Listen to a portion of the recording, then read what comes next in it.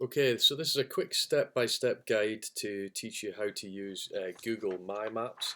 The first thing to say is make sure you have a Google account, a Gmail account or something like that, and make sure you're logged in on that, because you'll need that to do all of this. And then Google My Maps, and you will come to this. Then click Create a New Map.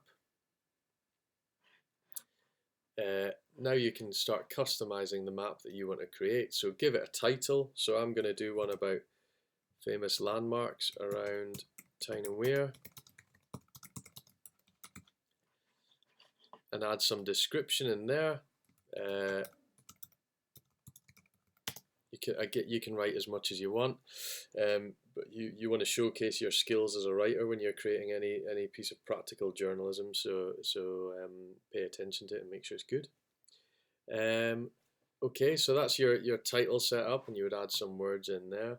The way to start building the map is to search for the points in the map that you want to use, just as you would if you were searching for you're on the way to a dentist appointment, you were searching Google Maps.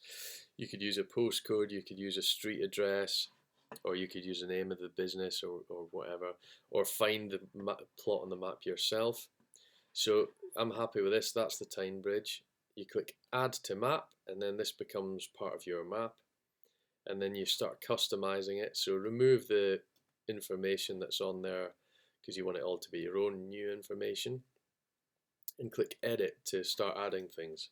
So you might start writing a nice long piece here about the history of the Tyne Bridge with lots of information for your reader. And then you want to add a photo. So I have some photos here that I prepared earlier. Here's my one of the Tyne Bridge. You can just drag it on, simple as that. And there we go, there's my nice picture of the Tyne Bridge. What you would probably want to do is in this text box, you want to put the credit for the photos so that you give due credit to the person who owns the copyright. And you would probably want to write a few words here and then put the credit at the bottom. If you press return, it just saves, which isn't much help if you're actually using return to try and get on a new paragraph. So the way to get on a new paragraph is to press shift and return, or enter, and write the name in there. Okay. Okay, now to add video, you do the same thing again, click on that icon, but search this way, YouTube. So it might be that you've already shot a video of your own, you've uploaded it to YouTube. You can either find it through this search or open up a new window and look for your video on YouTube and get the URL, the web address for that video, and then copy that. But I'm just going to grab that for the purposes of this. So it saves as a gallery, so you can add as many photos in as you want. You might have 10 pictures in there, loads of different videos, whatever you like. There's no, as far as I'm aware, there's no limit on the number you can have. So again, I would add a credit for the video as well. So credit and then the name of whoever's video it is. So once you're happy with that, you can go on to plot the next point on the map. So I'm going to do Roker Pier. Same process again. Search, find it, click Add to Map, and then start building that. Add words, add photo, the exact same way, just as you did before.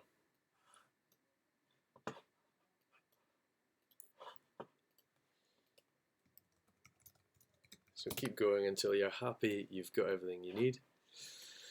Okay, so imagine that I've built my map and I'm happy with all the content I've added.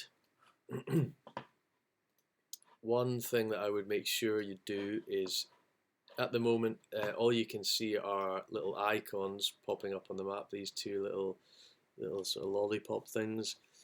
You want the name of the thing to show up on the map as well.